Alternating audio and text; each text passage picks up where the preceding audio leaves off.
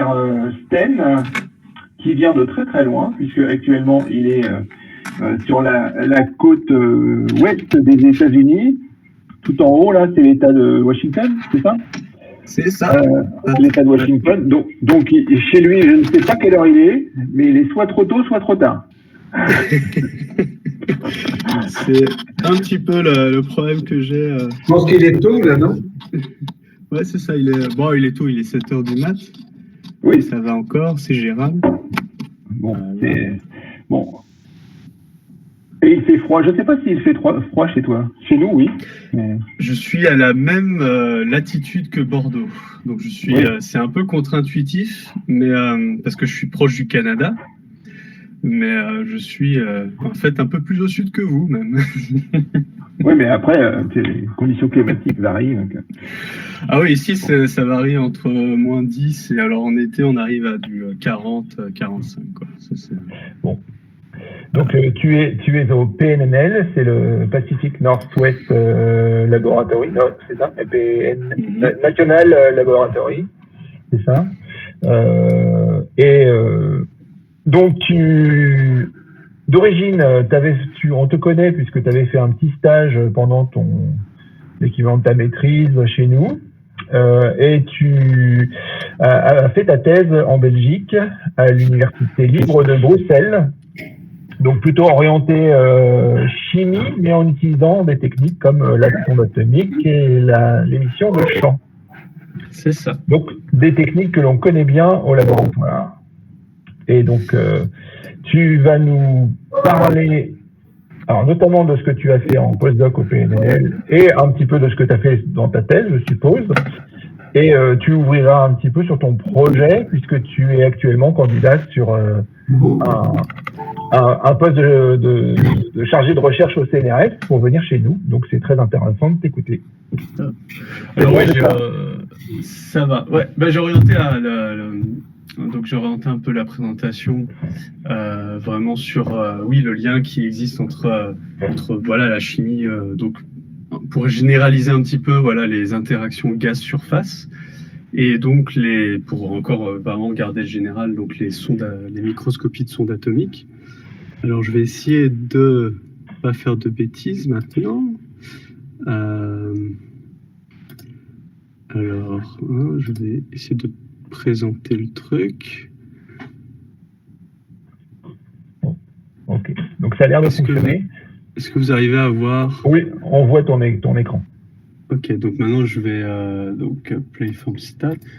Est-ce que vous voyez le bon écran ou le mauvais écran? On voit l'écran que tu vois toi quand tu veux diffuser. Donc c'est comme ça. Là c'est mieux. Ouais, c'est parfait. Bon. Ok, donc tu vois, vu qu'il n'y a que des francophones, je vais y aller en français, ça me changera. Et donc François m'a bien présenté déjà, donc là je vais vous présenter un petit peu les résultats que j'ai obtenus donc au PNNL et surtout en fait comment ces résultats s'inscrivent sur un projet plus long qui est donc de développer des sondes atomiques qui vont s'occuper plus des interactions entre un gaz et une surface métallique. Et donc je vais vous expliquer comment on est arrivé de la catalyse hétérogène ou la corrosion à pourquoi on utilise les sondes atomiques pour étudier donc ces phénomènes. Et donc, on va commencer déjà par un petit peu de contexte sur l'importance de ces interactions entre la gaz et les surfaces. Alors, ce qu'il faut savoir, donc je vais parler plus spécifiquement dans cette présentation donc de deux cas assez importants donc dans ces interactions gaz-surface. Le premier qui est vraiment lié à ma maîtrise et à mon doctorat, donc c'est la catalyse hétérogène. Donc c'est utilisé notamment dans les pots d'échappement, mais je vais l'expliquer un peu plus tard, mais surtout la catalyse hétérogène a une importance capitale dans tous les process industriels. Et surtout, et ça c'est un petit peu le côté un peu plus prometteur de la catalyse, c'est le côté donc d'électrocatalyse. Et je pense que vous allez comprendre après cette présentation pourquoi en fait la sonde atomique a potentiellement une place de choix en fait pour étudier l'électrocatalyse. L'autre domaine, le grand domaine un autre exemple d'interaction gaz-surface, donc c'est la corrosion. Donc c'est un phénomène qui est très important, qui est impliqué dans tous les aspects de l'industrie, de l'aérospatiale, à l'industrie nucléaire, sur les peintures, etc. Et pour donner un petit peu un exemple d'importance au niveau surtout de la catalyse, encore une fois, donc c'est un petit peu mon cheval de bataille, c'est l'opportunité de pouvoir revaloriser le CO2, c'est-à-dire de transformer le CO2 par catalyse hétérogène vers des composés chimiques de valeur ajoutée, comme le méthane, l'éthylène, l'acide formique. Et donc, un des grands axes pour essayer d'endiguer donc le réchauffement climatique, c'est de considérer le CO2 comme une source en fait de carbone, et notamment de le coupler en fait avec les énergies renouvelables, parce que ça c'est une autre thématique, mais le problème des énergies renouvelables, c'est qu'elles produisent une énergie sous forme d'électricité, et on le sait particulièrement maintenant, c'est que c'est une forme d'énergie qui est très dure à stocker, et donc si on arrivait finalement à pouvoir utiliser les énergies renouvelables pour resynthétiser par exemple des carburants ou des composés chimiques à partir du CO2, par exemple le gasoil, c'est beaucoup plus facile à stocker que l'électricité. Donc, encore une fois, pour finir avec ce contexte, les impacts économiques finalement de ces processus, la catalyse, donc c'est impliqué vraiment dans tous les processus industriels et surtout la catalyse hétérogène. Ça représente un business de 34 milliards de dollars en 2019. Et donc c'est un domaine qui continue d'augmenter, car finalement la catalyse hétérogène, c'est quelque chose qui c'est la clé de voûte de l'industrie, dans le sens où elle influence la productivité, compétitivité des processus industriels.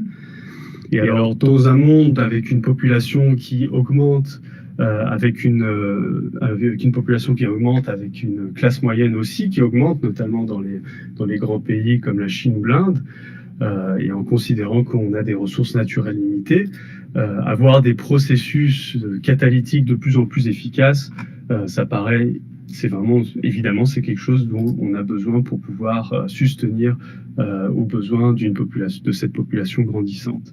Et surtout de pouvoir en fait continuer à être compétitif dans un monde globalisé et de plus en plus compétitif, évidemment.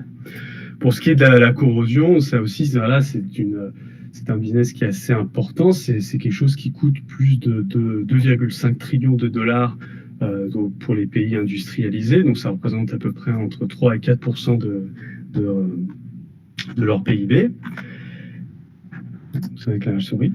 Et donc, pour un petit peu résumer tout ça, on peut se dire que la compétitivité industrielle, c'est une fonction de l'efficacité des catalyseurs, mais aussi de notre management de la corrosion. Et donc, ces interactions de gaz surface influencent énormément la compétitivité industrielle des différents pays. Et donc, on ressent qu'il y a un vrai besoin de comprendre ces interactions pour pouvoir peser sur cette compétitivité. Et le but de cette présentation, finalement, c'est de vous montrer en quoi les sondes atomiques peuvent jouer un rôle important dans cette course contre la montre, dans la compréhension de ces interactions gaz-surface. Alors, pour un petit peu montrer le lien qu'il y a entre cette technique et ce domaine scientifique, je vais rappeler un petit peu ce que c'est la catalyse hétérogène. Finalement, la catalyse hétérogène, elle ne touche pas la thermodynamique, elle touche surtout la cinétique des réactions chimiques. On ne change pas l'équilibre thermodynamique d'une réaction chimique, on ne fait qu'accélérer finalement l'atteinte vers cet équilibre. Et alors, il y a une espèce de vision d'un catalyseur, de se dire que c'est un composant qui va accélérer une réaction chimique sans y participer. Normalement, le catalyseur n'apparaît même pas dans l'équation chimique. Évidemment, c'est un petit peu une idée facile, parce qu'en fait, derrière tout ça, il y a bien une réaction chimique qui se passe entre les réactifs et la surface. C'est juste que le catalyseur est censé se régénérer à chaque fois qu'il y a un cycle de réaction chimique. Alors, comme c'est un phénomène exclusivement de surface, l'idée, et surtout dans le cas où on utilise des matériaux catalytiques assez coûteux, comme le platine ou le rhodium, il y a eu rapidement une idée dans la deuxième partie du XXe siècle, une idée d'essayer d'augmenter en fait la surface disponible pour une même quantité de matière. Et donc rapidement, on est venu à la conclusion, on est venu à se dire, tiens, on va synthétiser des nanoparticules. Des nanoparticules qu'on peut voir sur cette image SEM. Enfin, je me souviens plus comment on dit en français, Scanning Electron Microscope. Enfin, je ne sais plus. Et alors, quel est donc le lien qu'il y a entre ces nanoparticules et finalement les sondes atomiques? C'est de se dire que, en fait, il faut se rappeler que ces sondes atomiques, elles permettent d'étudier à l'échelle nanoscopique la structure finalement d'APEX. Et ces APEX ont une forme et une taille très similaires à ces nanoparticules. Et alors l'approche qui s'est développée à Bruxelles avec Thierry Vizard de Beaucarmé et Norbert Kruse, l'idée c'était finalement d'exposer des pointes métalliques à des gaz réactifs et de regarder ce qui se passe à la surface à l'aide des sondes atomiques et des techniques d'émission de champ. Et donc les principales techniques que l'on utilise pour étudier ces phénomènes, c'est donc la sonde atomique tomographique que tout le monde connaît et la microscopie ionique à effet de champ. Alors, je sais très bien que la sonde atomique, c'est quelque chose qui est plutôt acquis, mais peut-être pas nécessairement la microscopie ionique à effet de champ. Donc je vais juste rappeler ce que c'est. Donc ça, ce sont la Field Ion and Field Emission Microscopy, sont les ancêtres donc de la sonde atomique. L'idée, c'était de construire un échantillon sous la forme d'une pointe qui est pointée vers un détecteur à fluorescente, et on applique donc un champ électrique entre cette pointe et le détecteur. Ici, on peut voir les lignes du champ électrique. Non, ce n'est pas ça que je veux faire. Voilà. Donc, avec un champ électrique. Donc, dans le cas d'une Field Ion Microscopy, on introduit on fait le vide d'abord et on introduit dans cette chambre donc un gaz image. Souvent, c'est du néon. Et alors, l'idée derrière la microscopie ionique à effet de champ, c'est en fait d'ioniser ce gaz image à l'aide d'un champ électrique extrêmement intense. Le champ électrique est tellement intense en fait que ça va polariser donc le nuage électronique du néon et ça va l'attirer vers la surface. À partir de là, il va se passer, donc le néon va frapper plusieurs fois la surface jusqu'à ce qu'il s'ionise dans une région de haute probabilité d'ionisation qui va produire un ion néon qui va être repoussé par la surface qui est positive vers le détecteur en suivant les lignes de champ électrique. J'insiste beaucoup sur ça, c'est que le champ électrique est très très intense.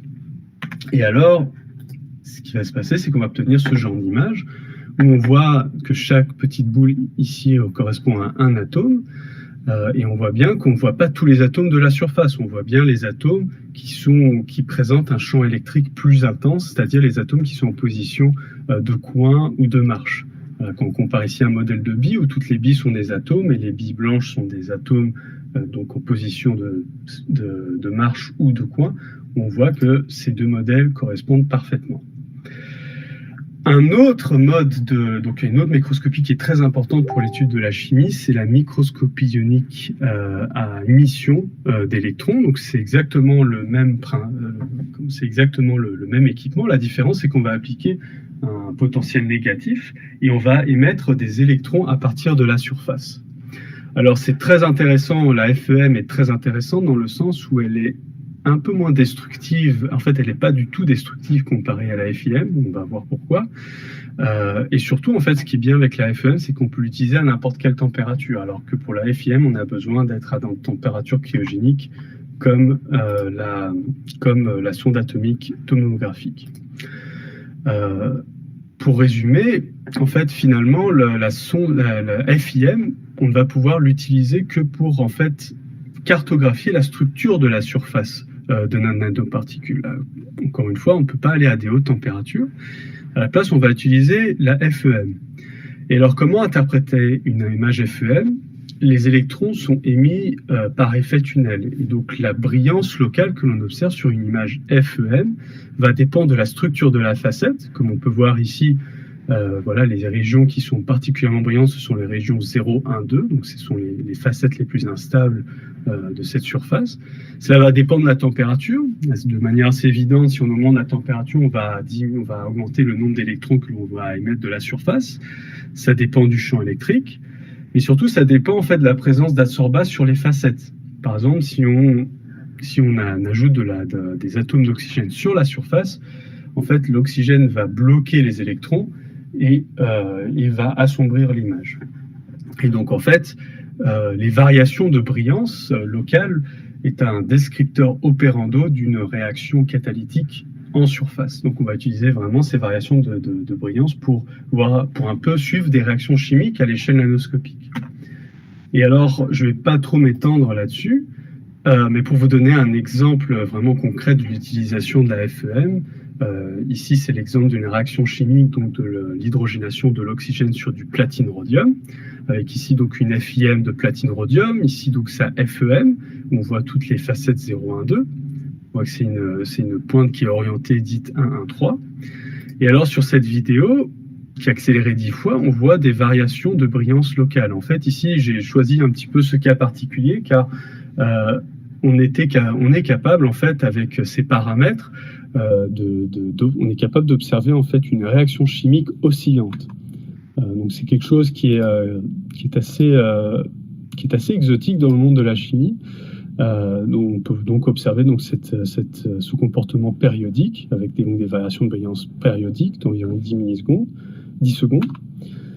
Et en fait, c'est quelque chose qui fait écho à une réaction chimique assez connue qui est l'oxydation du monoxyde de carbone sur le platine, qui a notamment donné le prix Nobel de Gerhard Hertel en 2007. Pardon, je pense que le truc il s'emballe, voilà.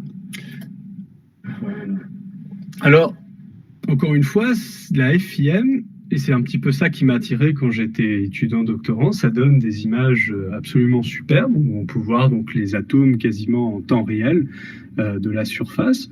Donc j'ai tiré voilà, ces images du livre de Baptiste, où on peut voir en effet voilà, des différents cas. Donc, par exemple, une surface de tungstène, des précipités de cuivre, fer, nickel, donc la formation de nanocristaux purs d'aluminium, etc. Mais comme vous pouvez le remarquer, en fait, c'est impossible de pouvoir distinguer les différents types d'atomes sur ces surfaces. Donc, il manque, en fait, c'est une microscopie qui est extrêmement puissante, mais elle ne nous donne aucune information chimique de ce que l'on voit.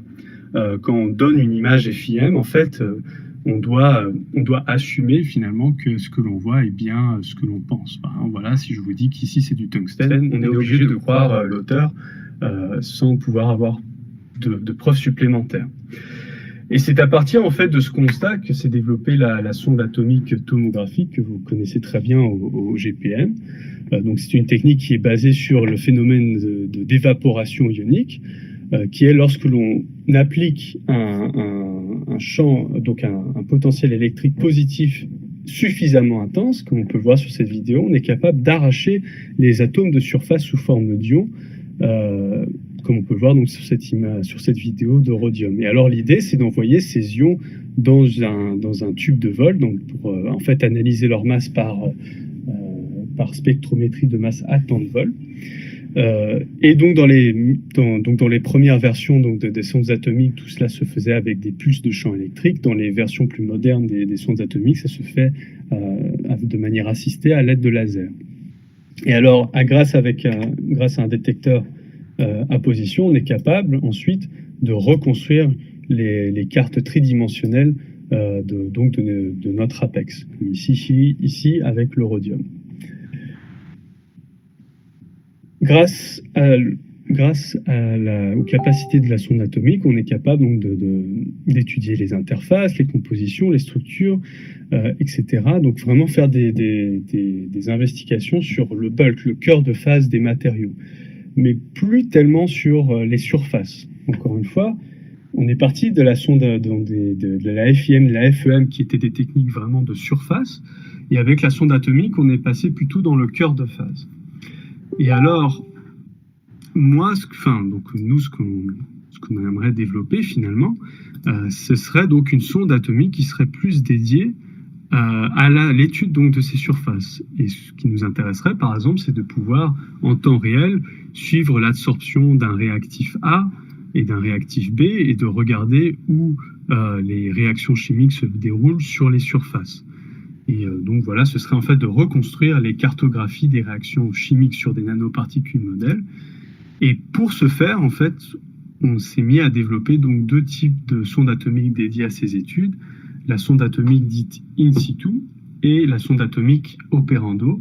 Donc l'une plutôt dédiée à la sous-surface et au proche cœur de phase, et l'autre plus vraiment dédiée aux dynamiques de surface. Donc je vais commencer très vite avec la sonde atomique tomographique in situ. Donc c'est quelque chose qui a déjà été développé notamment à Oxford avec Paul Bagot et aussi à Bruxelles. Alors l'idée en fait c'est que la sonde atomique donc est une technique extrêmement puissante, mais du coup aussi extrêmement sensible aux contaminations. Et alors l'idée de la sonde atomique in situ en fait c'est de construire un réacteur chimique qui sera directement connecté à la sonde atomique pour pouvoir faire des transferts sous ultra-haut vide pour éviter les contaminations. Donc au PNL, on a construit donc un réacteur chimique qui permet d'aller jusqu'à 500 degrés Celsius et qui permet d'exposer nos échantillons jusqu'à une pression ambiante avec des gaz réactifs comme l'oxygène, le carbone, le monoxyde de carbone, etc. Et alors, l'idée finalement, c'est de prendre un échantillon, et donc ça je vais l'expliquer donc voilà avec comment marche finalement une expérience. On fabrique l'échantillon. Moi, je le fais notamment grâce à l'effilage électrochimique. On le nettoie par évaporation ionique dans la sonde atomique.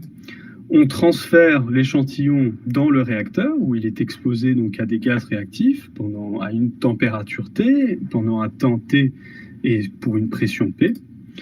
Et ensuite, on retransfère donc notre échantillon vers la chambre d'analyse pour avoir le résultat. Et alors, le genre d'exemple pour avoir un exemple de résultat, voilà par exemple ici la diffusion, la diffusion de l'oxygène dans le rhodium. Alors ici, on peut voir qu'on a 2 types d'échantillons, un échantillon orienté 0,01, donc avec 0,01 central, 4,012 et 4,113.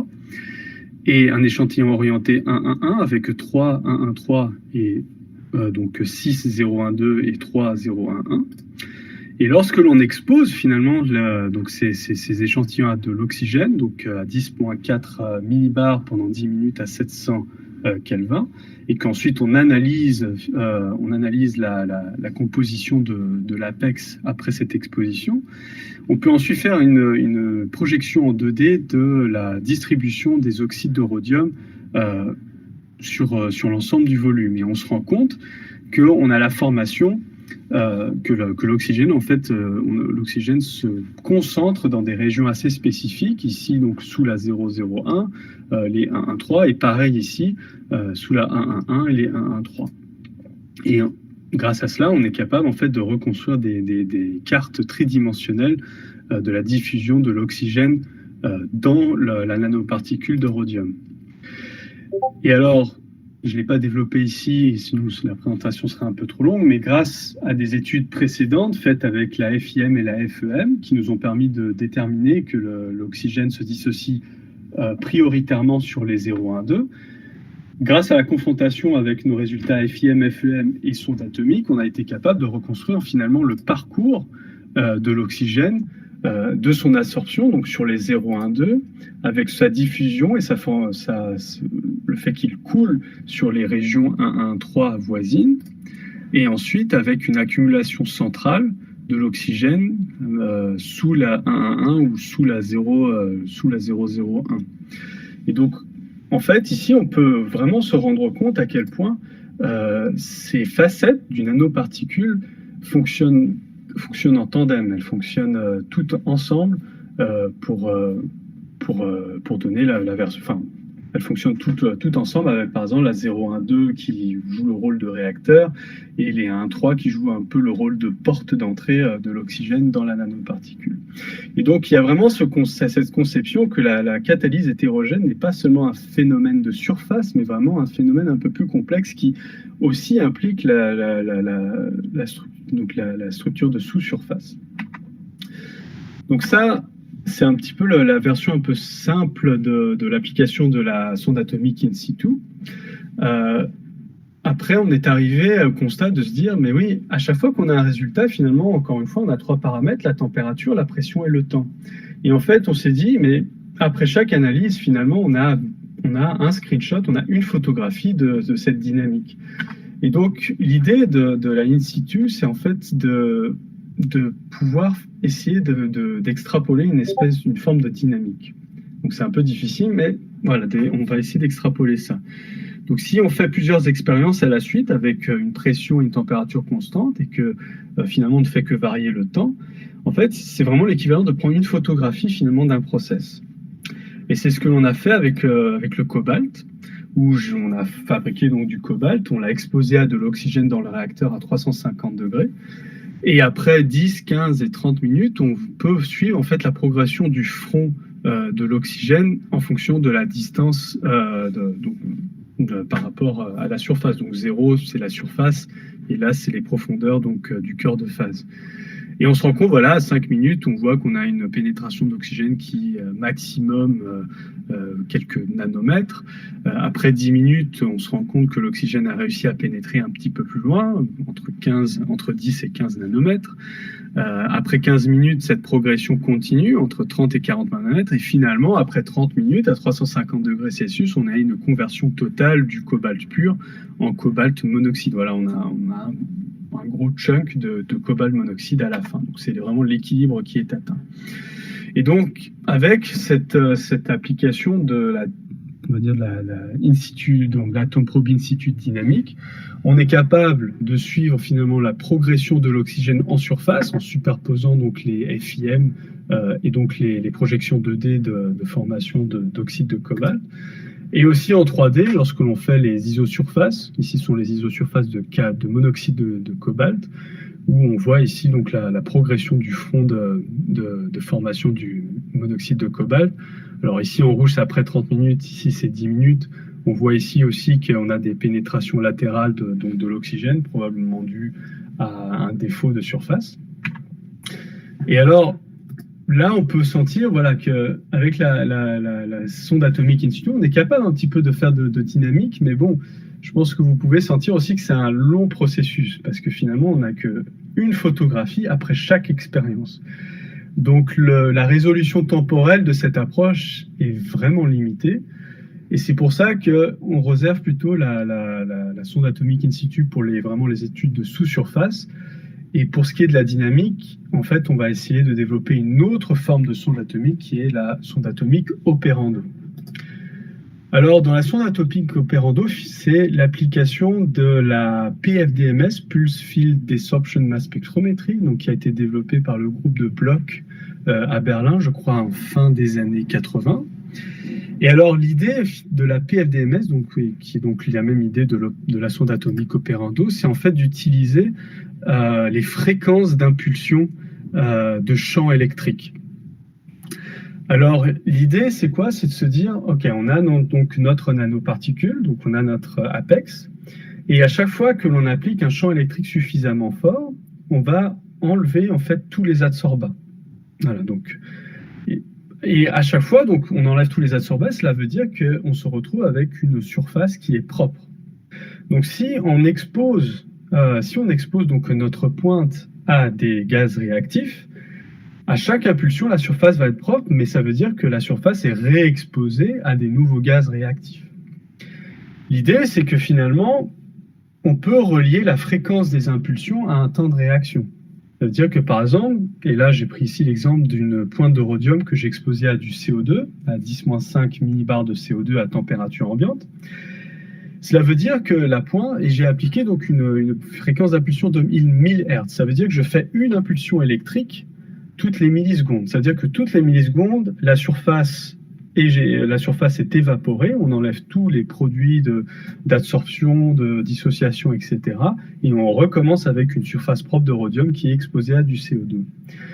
Et on peut voir un petit peu le spectre de masse que l'on obtient en appliquant ces conditions. On voit beaucoup d'eau, ça c'est parce que là c'est un prototype qui n'est pas très propre. On voit un petit peu de monoxyde de carbone, mais on voit surtout du CO2 et du rhodium. Et lorsque je change les fréquences d'impulsion, donc c'est exactement les mêmes conditions, mais on change juste les fréquences d'impulsion. Donc cette fois-ci, on fait impulse tous les 10 millisecondes. Il s'agit d'une fréquence d'impulsion de 100 Hz. En fait, on donne assez de temps au système pour dissocier le CO2 en CO et oxygène. Donc on voit ici la différence dans le spectre de masse avec la présence de monoxyde de rhodium, de carbonyle de rhodium, le pic de monoxyde de carbone augmente et aussi on a l'apparition du pic d'oxygène. Et donc l'idée de la PFDMS c'était de se dire si on fait un balayage ensuite de ces fréquences d'impulsion, en fait on est capable de reconstruire l'historique d'une réaction chimique à la surface de notre apex. Donc comme c'est un concept assez spécial, donc pour un peu résumer la différence entre le in situ et l'opérando, dans le in situ, chaque cycle expérimental correspond à une photographie de la dynamique. Grâce à ça, on arrive à traquer donc les atomes d'oxygène et ça peut révéler donc les interinfluences entre la surface et la sous-surface. Mais dans l'opérando, on va utiliser les fréquences d'impulsion pour étudier la réaction chimique. Ce qui est assez prometteur avec cette approche, c'est que là, vous pouvez le sentir aussi, c'est qu'à la place d'une photographie après chaque expérience, ici, on peut faire vraiment un balayage des fréquences qui est potentiellement beaucoup plus rapide. Et surtout, on va pouvoir se limiter vraiment à la surface. Donc, c'est potentiellement moins destructif. J'oublie toujours. Voilà. Donc ici, c'est le premier résultat que l'on a obtenu avec la sonde atomique Operando. Donc ce que j'ai fait, c'est que j'ai pris donc une pointe de cobalt, je l'ai mise dans la sonde atomique, dans la sonde atomique, c'est une 4000 de kMK. J'ai appliqué donc la sonde, j'analyse donc à température ambiante ce cobalt. Et ensuite, je vais ajouter un gaz réactif, c'est ici l'oxygène. Vous allez voir ici que la pression d'oxygène, donc la pompe ionique est toujours en route pendant que l'on fait ça. Et donc la pression d'oxygène est très basse. Donc on atteint un maximum de 3-10-9 millibars. Et alors forcément, le système, qu'est-ce qu'il comprend à la fin? Le système, il est un petit peu perturbé, forcément. Ce qu'il comprend, c'est que lui, il obtient une pointe. Donc ça, c'est la reconstruction de l'expérience. Et donc IVAS comprend, voilà, on a une pointe. Forcément, ce n'est pas vraiment une pointe. Ici, en fait, il faut voir plutôt comme une accumulation, comme un empilement de la composition de la surface en fonction du temps de l'expérience. Voilà, qui est ici d'à peu près 30 minutes. Et donc, en fait, ce que l'on suit ici, c'est la composition de la surface en fonction du temps. Donc, par exemple, ici, j'ai colorié les ions en fonction de leur type. Le cobalt est en rose, le vert, c'est le cobalt de haut, qui est donc la version un peu moins oxydée du cobalt. Et le noir, donc c'est le cobalt oxyde, qui est la version un petit peu la plus oxydée que l'on arrive à détecter en sonde atomique. Ici, avant d'introduire l'oxygène, on voit que j'ai principalement du bleu et du rose, qui correspond vraiment à un peu une pointe de cobalt le plus pur que l'on puisse obtenir. Il y a toujours un petit peu, le cobalt est assez réactif, surtout à température ambiante, donc il aime bien l'oxygène. Mais dès que j'ajoute donc l'oxygène sous contrôle, on voit qu'on a une drastique oxydation de la surface avec donc une tranche qui est complètement noire. Et après, ici, je ne le montre pas parce que c'était une mesure absolument exploratoire, donc c'est un petit peu chaotique. Mais entre ces deux sections, ce que l'on fait ensuite, c'est que l'on varie les fréquences d'impulsion, on varie le voltage stationnaire, etc. Et on se rend compte que l'on arrive à des zones, on arrive à obtenir en fait des situations, des états de la surface plus ou moins oxydés. Par exemple, ici, on a majoritairement du cobalt de haut. Ici, on a un mélange de cobalt monoxyde et de cobalt de haut. Ici, avec des hautes fréquences, Ici, on réobtient une surface un peu plus pure en cobalt, puis ça redevient oxydé. Ici, dès que je coupe en fait l'oxygène, je réobtiens en fait une surface de cobalt pur.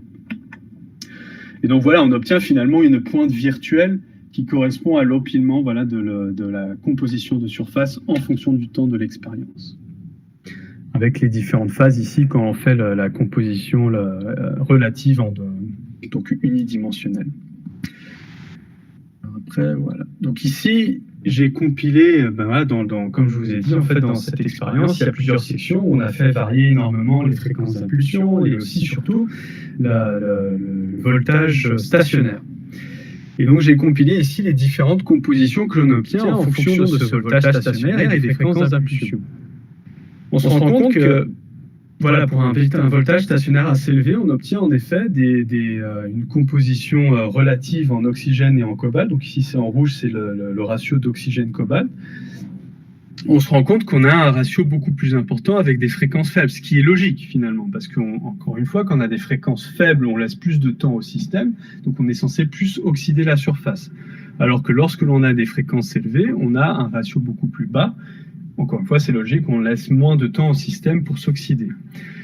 C'est une tendance que l'on retrouve encore à ce voltage stationnaire. Et ensuite, on voit ici que finalement, à partir d'un certain voltage stationnaire, on obtient très peu de différence finalement entre les différentes fréquences. Et alors ici, on sent qu'il y a... donc on confirme en effet qu'avec les hautes fréquences, on obtient donc... ce que je vous ai piqué précédemment. Mais ici, on sent qu'il y a une influence du champ électrique sur la réaction chimique. Ici, donc c'est une oxydation, donc c'est une corrosion, ça reste une réaction chimique. On sent qu'il y a vraiment une influence de ce champ électrique qui a été très longtemps été sous-estimé. Car, je le rappelle, on a réussi finalement à oxyder une surface avec une pression qui reste dans l'ordre de l'ultra-haut vide, 10-9 millibars. Et c'est vraiment après coup qu'on s'est dit, tiens, est-ce que c'est normal finalement? Et ça nous a poussé finalement à essayer de considérer le champ électrique à part entière. Et en fait, ça m'a poussé surtout à faire beaucoup de travail sur soi en tant que chimiste. C'est-à-dire qu'en chimie, quand on fait donc nos études à l'université ou même en doctorat, etc., finalement, la chimie peut se résumer en deux gros boutons, surtout dans la cinétique chimique. On se rend compte que si, de manière très instinctive, lorsque l'on veut accélérer une réaction chimique, on a le bouton température et le bouton pression/concentration, donc en fonction si on est dans une phase gazeuse ou une phase liquide. Pourquoi ? La température représente l'énergie cinétique moyenne des molécules dans leur environnement, dans le volume dans lequel elles évoluent, alors que la pression, c'est la quantité de ces molécules dans cet environnement. Et finalement, l'idée, c'est qu'en augmentant en fait ces deux paramètres, on augmente la probabilité de réaction, parce que finalement, quand on augmente la vitesse et on augmente la présence, on augmente les chances de rencontre entre les molécules et on augmente donc les chances de réaction chimique. C'est pour cela que lorsqu'on utilise des hautes températures et des hautes pressions, on arrive normalement, souvent, donc en fait, on accélère la réaction chimique. Et je prends souvent l'exemple d'une table de billard où on a plein de boules et on veut absolument, le but ce sont les trous, et si on veut avoir le plus de boules possible qui atteignent les trous, on augmente soit la vitesse de choc des températures, des boules, soit on augmente le nombre de boules qu'il y a sur la table. L'idée avec le champ électrique, c'est que finalement, c'est bien un champ de force, surtout dans le cas de notre pointe, c'est un champ de force inhomogène, c'est-à-dire que tous les vecteurs du champ de force pointent vers l'apex. Donc, comme c'est un champ de force, ça accélère les molécules qui s'approchent, comme vous avez vu avec le néon dans la FIM. Et donc, comme ça accélère, on augmente finalement l'énergie cinétique de nos molécules. Et comme on les dirige toutes vers un endroit, en fait, finalement, on augmente aussi la présence, la statistique, la présence spatiale de ces molécules vers un endroit. Et finalement, il y a cette idée qu'il y a peut-être moyen de faire un équivalent entre le champ électrique et ce couplage température-pression.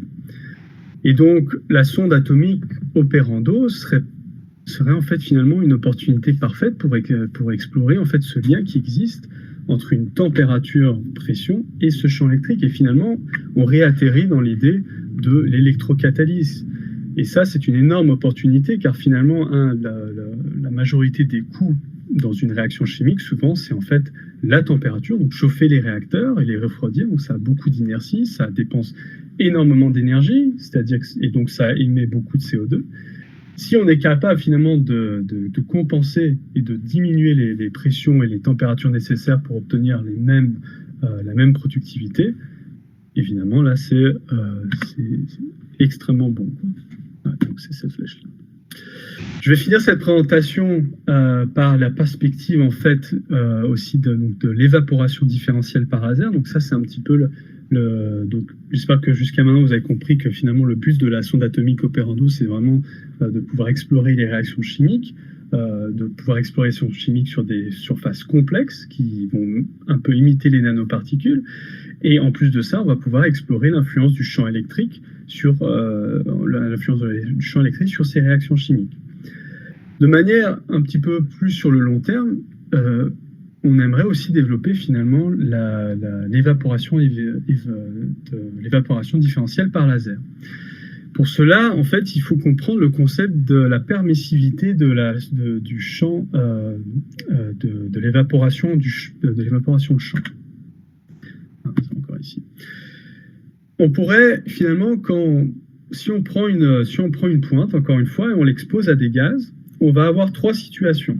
On va avoir une situation où on applique un champ électrique qui est trop faible pour évaporer quoi que ce soit. Si en augmentant ce champ électrique progressivement, en fait, on va pouvoir commencer à évaporer les adsorbats. Parce que forcément, la force du lien chimique qu'il y a entre un adsorbat et son substrat sont en général beaucoup plus faibles que les liens chimiques qui composent un métal, par exemple. Donc, le champ électrique va commencer à évaporer d'abord les adsorbats avant le substrat. Et ensuite, quand on augmente encore l'intensité de ce champ électrique, on va commencer à évaporer donc le substrat. Et alors, ces trois zones, on va se rendre compte que en augmentant la température, cette zone où on va évaporer que les adsorbats va commencer à diminuer. Et ça, c'est un peu un manque de bol, parce que forcément, pour avoir des réactions chimiques, il faut travailler à plus haute température. Donc si on travaille sur la température cryogénique, il ne va pas y avoir beaucoup de réactions chimiques possibles. Et alors le problème, c'est qu'en augmentant la température, on va aussi avoir beaucoup de mal à n'évaporer en fait finalement que les adsorbats. Et ça va un peu contre l'idéal finalement de la sonde atomique Operando, parce que finalement dans l'idéal, ce que l'on aimerait, c'est finalement évaporer que les adsorbats sans évaporer le substrat. Voilà, donc bonne chance en fait, surtout à haute température, à évaporer que cela. Et en fait, c'est à cela qu'on a un petit peu des pistes d'investigation, des pistes de recherche, pour essayer finalement d'utiliser en fait les longueurs d'onde des lasers, donc on utilise dans les LIP modernes, pour provoquer en fait la formation des ions par photolyse. Donc l'idée en fait finalement, ce serait vraiment d'utiliser, donc en plus de faire un balayage sur les fréquences, ce serait aussi de faire un balayage en fait sur les longueurs d'onde des lasers pour évaporer d'abord les adsorbats et après peut-être avec des lasers avec des intensités plus puissantes d'évaporer les sous-surfaces, enfin la surface, la sous-surface, etc., etc. Et donc ça, ce serait vraiment une piste d'investigation assez intéressante pour pouvoir finalement avoir le choix de la profondeur d'analyse. Voilà. Est-ce qu'on veut vraiment que la surface ou est-ce qu'on aimerait aussi sur un même run, sur une même expérience, explorer aussi la sous-surface.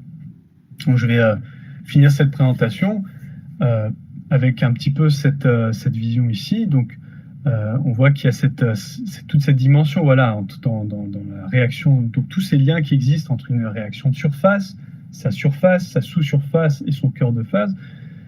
L'idée, c'est vraiment que la sonde atomique, donc dans son mode in situ ou son mode Operando, vont fonctionner un petit peu en tandem pour explorer finalement ce phénomène dans toutes les différentes couches de cette nanoparticule. Donc c'est vraiment un projet qui s'inscrit sur le très long terme, hein, donc, parce qu'il y a énormément d'aspects à développer et à comprendre. Je dirais qu'avec la sonde atomique in situ, on est déjà un petit peu dans la phase où on commence à bien comprendre la technique et à pouvoir l'utiliser de manière journalière. Pour le développement de la sonde Operando, donc pour l'instant, on se concentre sur plusieurs cas, par exemple sur la multiplication des cas. Donc, par exemple, la semaine passée, j'ai étudié l'effet du champ électrique sur le fer. Ici aussi avec différents gaz réactifs. Pour l'instant, on ne peut faire que l'oxygène, mais on va bientôt essayer avec le monoxyde de carbone.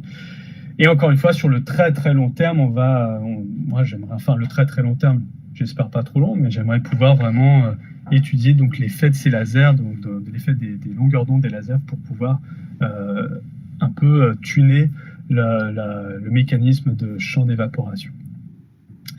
Alors, je vais remercier tous les gens de mon équipe donc au PNNL, donc avec Daniel Peria, Haroun Devaraj, Norbert Cruz, qui est donc toujours à Washington State University, Elisabeth Kaos et Bharat Gwalani, qui sont deux staff scientists qui travaillent avec moi aussi. Et mes ingénieurs de recherche André Liu, Mark Worth et mon interne Graham Oren.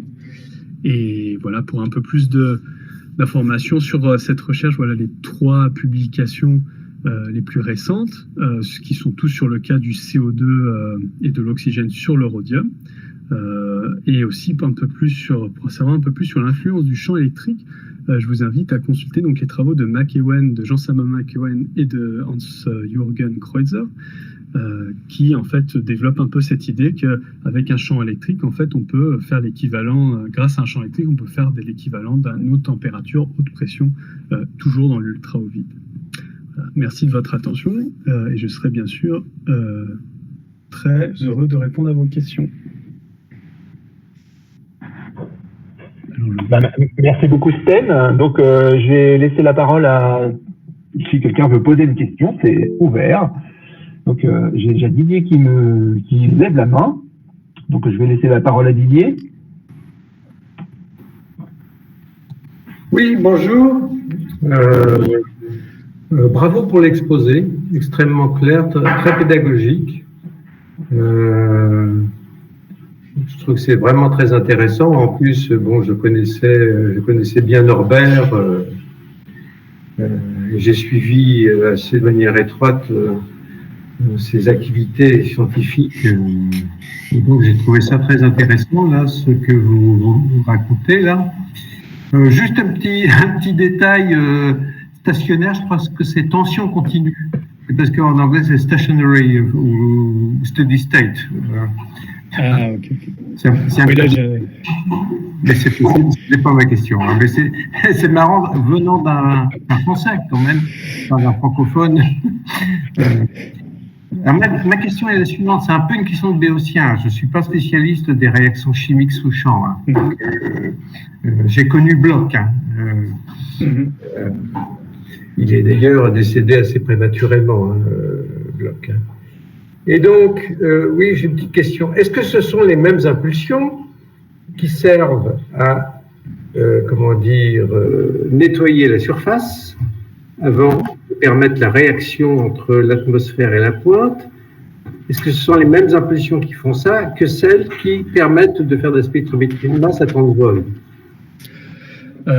Oui, en fait, oui, c'est exactement les mêmes. En fait. Oui, alors si c'est les mêmes, n'y a-t-il pas un léger problème? Je ne sais pas, hein, je pose la question. Hein. Pour la mesure des compositions, car on sait très bien qu'avec une sonde atomique, la composition mesurée peut changer avec la vitesse de répétition des impulsions. La raison en est simple, hein, c'est que le temps entre les impulsions, c'est l'inverse de la fréquence. Hein. Plus le temps est grand, et plus il peut y avoir, par exemple, de l'évaporation préférentielle au champ continu. Hein. C'est-à-dire qu'on va perdre les espèces dont le champ d'évaporation sont les plus faibles. La deuxième raison aussi, c'est qu'en augmentant le temps entre les impulsions, donc en diminuant la fréquence, évidemment, la réaction avec l'atmosphère va être de plus en plus favorisée. Alors là, on rentre effectivement dans ce qui nous intéresse, mais ça peut être aussi une réaction avec espèces résiduelles dans l'atmosphère, comme l'hydrogène par exemple. Et ces espèces-là sont assez embêtantes parce qu'on a du mal à les pomper, il me semble, hein, parce que leur masse est extrêmement faible et c'est un poison. Et en plus, l'hydrogène est connu pour abaisser le champ d'évaporation des espèces chimiques et de manière un peu sélective. C'est-à-dire que ça peut très bien diminuer davantage le champ d'une espèce A et moins l'espèce B, par exemple, si on prend un système binaire AB. Donc, en gros, je résume ma question. Est-ce que c'est pas un problème les gens qui font ça, parce que vous n'êtes pas le premier à faire ça, puisque Norbert, etc. Est-ce que c'est pas un problème finalement d'utiliser les mêmes impulsions, puisque à ce moment-là, on peut se retrouver avec des biais de mesure de composition qui sont liés non pas à la réalité des réactions chimiques, mais tout simplement à un biais, par exemple, dû à l'évaporation préférentielle qui serait plus prononcée quand on diminue la fréquence de répétition des impulsions. Voilà, j'ai fini ma question, j'espère qu'elle n'est pas plus longue et qu'elle est compréhensible. Alors, je pense qu'elle a... Alors ça, évidemment, je ne peux pas être 100% sûr, parce que ça me ramène un petit peu pendant que je faisais ma thèse. Alors, je pense que ce qu'avaient fait Bloch et Norbert à leur époque, c'est aussi pour ça qu'ils se limitaient. Ce qu'ils avaient fait, c'est qu'ils avaient limité la région d'analyse au centre. Ce qu'ils faisaient, c'est qu'ils avaient... Je ne sais pas si vous me voyez à la caméra, en fait. Oui, on te voit. Ok. Donc, parce que je fais des mimiques, mais je ne sais pas si... Mais donc, ils avaient percé un trou. Voilà. Et ce qu'ils avaient fait, c'est construire une film. Et ils avaient percé un trou dans l'écran phosphorescent film. Et c'est derrière, en fait, ce petit trou qui a le tube à temps de vol. Et en fait, le résultat de cela, c'est que on a une zone extrêmement restreinte d'analyse, finalement. C'est vraiment je pense que Norman disait, c'était c'est amusant, ça, juste une trou de seconde là-dessus, c'est que c'était l'ancêtre des sondes atomiques, parce que l'ancêtre, nous, on en a une au labo dans les années 75-80, où il y avait un trou dans les galettes de microcanaux utilisés pour faire de la microscopie ionique, et on appelait ça probe hole. C'était le trou sonde pour faire l'analyse dans une zone très sélective sur la pointe. Oui, c'est ce qu'avait fait d'ailleurs Müller au début aussi. C'est parce qu'à cette époque, il n'y avait pas encore le détecteur à position. Donc au final, ce qu'il recherchait, c'était finalement de se dire, voilà, on prend... on ne sait pas, voilà, on ne saura pas la structure peut-être. On n'aura pas dans cette zone centrale, on n'aura pas la structure, mais au moins on aura la composition. Et finalement, et c'est là où je rejoins un peu votre remarque, c'est que c'est vrai que à cause de cette forme hémisphérique, c'est clair qu'on a un différentiel de champ électrique sur toute la surface. Ce différentiel est moins prononcé sur le centre parce que bon, dans la pointe, l'apex, le centre est plus ou moins plat finalement. Donc normalement, ces effets-là sont un petit peu sont moindres. Mais alors que forcément, quand on a toute la surface, ce que j'essaie de faire, on a plus de différentiel et d'incertitude au final. Pour ce qui est de l'effet de champ entre les impulsions, je pense que ce que faisait aussi Norbert à l'époque et avec Thierry, c'est que c'est vrai, et c'est pour ça que c'est une technique assez difficile finalement et très exigeante. C'est que on faisait systématiquement avant chaque expérience une espèce de titrage, c'est-à-dire que on s'intéressait à une espèce en particulier, et c'était particulièrement le cas avec des carbonyles. Et ce que l'on faisait, c'est qu'on augmentait le champ, on prenait une pointe et on augmentait le champ électrique en mesurant la quantité de carbonyles détectés. Et ce que l'on voit, c'est une courbe un petit peu avec une brisure. C'est-à-dire qu'au début, on a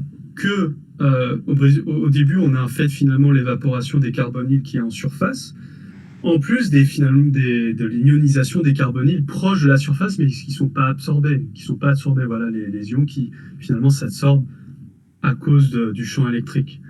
Et une fois qu'il y a cette courbure, une fois il y a cette brisure, en fait ici, on arrive dans une situation où finalement il n'y a plus, on ne fait que plus on augmente le champ électrique, plus on ne fait que ioniser plus de carbonyles dans la phase gazeuse, parce que finalement ici on a évaporé tous les carbonyles qu'il y a en surface, parce que finalement, il y a une quantité, voilà, la surface, c'est un espace limité, donc on ne peut que évaporer qu'un maximum de carbonyles de la surface.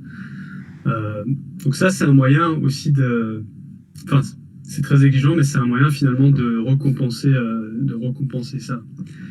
Après, au niveau des incertitudes, je pense qu'il y en a beaucoup, mais après, il faut se ramener finalement à la problématique principale.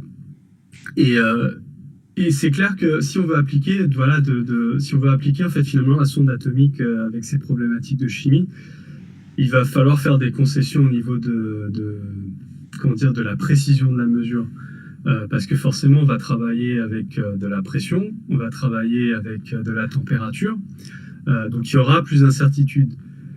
Cela dit, pour les chimistes, ça reste intéressant parce que même si on sait pas, même s'il y a des incertitudes géographiques, même s'il y a des incertitudes au niveau des espèces, par exemple, savoir s'il y a plus d'oxygène à un endroit par rapport à l'autre, s'il y a des zones plus oxydées que d'autres, c'est déjà extrêmement utile pour la catalyse, par exemple, parce que pour se dire, ben voilà, par exemple pour le rhodium, on peut se dire, ben voilà, finalement, cette zone-là, elle est plus sensible que d'autres. Du coup, est-ce qu'on ne la compenserait pas avec un métal voilà, parce que après, derrière tout ça, derrière ces mesures, après, il y a des chimistes qui peuvent designer des nanoparticules très spécifiques pour la réaction chimique donnée. Donc, voilà. Donc c'est pour ça, oui, il y a clairement des incertitudes. Après, il faut savoir à quel point voilà, elles sont importantes. Ouais. Merci. J'espère que c'est clair. Oui. Il y a Lorenzo qui a une question. Je crois que c'est lui qui est arrivé avant. Oui, c'est bon, vous m'entendez? Oui. Oui, je voulais d'abord, je te félicite pour tous ces beaux travaux que tu nous as montrés. C'est vraiment quelque chose de beau, vraiment, de point de vue esthétique. Et puis, c'est utile aussi. Donc, voilà. Alors, la question que j'avais, c'est que j'ai bien aimé ton schéma où tu montres l'effet de la cinétique des réactions sur la probabilité des réactions avec les rôles qui sont joués par la concentration, par la température, et les parallèles que tu fais avec ce que les champs électriques peuvent faire en termes d'accélération et des concentrations par mouvement unidirectionnel. Je me demande si dans le deuxième schéma, où il y a les effets du champ électrique, on pourrait rajouter aussi le fait que les champs électriques, et ça c'est lié un peu aussi à la question de Didier, s'il peut intervenir aussi de façon très importante sur une autre chose qui sont notamment les configurations électroniques des réactifs et du catalyseur même. Et donc, quelle est la possibilité d'aller étudier aussi, au-delà des effets, disons, des mécaniques, des cinétiques des particules, aussi aller étudier l'aspect un peu de la mécanique quantique des espèces qui participent à la réaction en fonction du champ électrique. Alors, je ne suis pas sûr de pouvoir complètement répondre à cela. Très clairement, pour l'idée de changement, de modification de la configuration électronique, ça c'est totalement vrai. Je pense notamment à un papier justement de Kreuzer, de Hans Kreuzer, qui donc avait fait des simulations et qui avait montré qu'en présence, et surtout, c'est surtout cette idée que ici on travaille avec un champ électrique inhomogène. C'est ça qui est très important à comprendre. Et grâce à ce champ électrique inhomogène, qui est très intense, et donc intense comme ce qu'on utilise en sonde atomique, il avait montré que le nuage électronique moléculaire du N2, qui est a priori une molécule chimiquement inerte, considérée comme inerte en chimie, son nuage moléculaire électronique prend la même forme que le CO. Voilà, le CO qui, lui, est par contre extrêmement réactif et s'absorbe sur quasi tous les métaux. Donc, très clairement, ici, on a l'opportunité de pouvoir étudier, grâce à la sonde atomique, potentiellement, enfin j'espère, de pouvoir étudier expérimentalement ces effets. Donc, j'ai pas encore testé le N2, ça fait partie un petit peu des trucs en plus. Mais par exemple, j'ai fait encore le test sur le fer. J'ai pas encore eu le temps, en fait, finalement, de compiler les résultats, mais j'ai fait le fer la semaine passée. Et donc, j'ai fait plusieurs expériences plus construites que ce que le cobalt, que ce que j'ai pu faire avec le cobalt. Donc, c'est pour ça que je regrette un peu de ne pas avoir eu le temps de faire avec le fer pour aujourd'hui. Mais je peux vous dire, voilà, sur les premières estimations, j'avais fait donc le fer. Je l'ai évaporé à basse température, je l'ai évaporé à haute température, aucune trace d'oxygène, donc c'était un fer pur, voilà, pas de trace de fer sur les bords. Je noie la chambre d'analyse de la sonde atomique sous 10-8 millibars d'oxygène, sans champ électrique, pendant 1 heure, voilà. Et après j'évacue l'oxygène, j'évapore, pas d'oxygène, voilà, pas d'oxyde, pas d'oxygène, rien du tout. Et après, quand je fais exactement la même expérience en présence d'un petit champ électrique, c'est-à-dire pas assez pour évaporer, hein, j'ai juste mis 2000 volts dans une pointe qui s'évapore autour de 4000 volts, donc j'ai juste mis assez de voltage pour être sûr d'avoir un champ électrique inhomogène à 2 chiffres, hein, donc au moins 10 volts par nanomètre. Après, j'évacue l'oxygène, je fais l'analyse, et là, hop, je découvre qu'il y a en effet un petit peu d'oxyde, quoi. Voilà, en effet, il y a la formation d'oxyde de fer. Et quand après, je fais marcher donc la opérando, c'est-à-dire que je continue à donner de l'oxygène de manière continue au système. Là, voilà, j'ai du fer de haut, du monoxyde de fer, du fer dioxyde, etc., etc. Donc, et je pense que finalement, c'est quelque chose que l'on savait depuis le début, parce que je me souviens du bouquin de Erwin Müller, dès le début, il dit, bah oui, le champ électrique est tellement intense que finalement le néon se polarise. Donc on peut se dire facilement que si on arrive à polariser du néon ou de l'hélium, qui sont finalement des molécules, voilà, des atomes de gaz noble pas réactifs pour un sou, forcément on va réussir normalement à faire des molécules plus complexes qui ont des nuages électroniques plus complexes. Et donc, ce que j'espère, pour après revenir à ta question, Lorenzo, c'est de se dire, ce qui serait vraiment chouette, après plus de compréhension et de modélisation des résultats, c'est de pouvoir en fait utiliser toute la surface et de se dire que grâce à la surface hémisphérique de notre pointe, on a plein de champs électriques différents sur notre pointe. Et donc, ce serait vraiment chouette, finalement, en une seule mesure, de pouvoir étudier l'influence de tous ces champs électriques sur une réaction chimique. Voilà, parce que le champ électrique est vraiment différent sur toute la surface de la pointe. Donc, il y a peut-être une opportunité expérimentale finalement d'étudier ces phénomènes quantiques du champ électrique sur les réactions chimiques. Je ne sais pas si ça a répondu à ta question. Oui, bien sûr. Il y a énormément de possibilités que tu vois s'ouvrir, que j'entrevois aussi.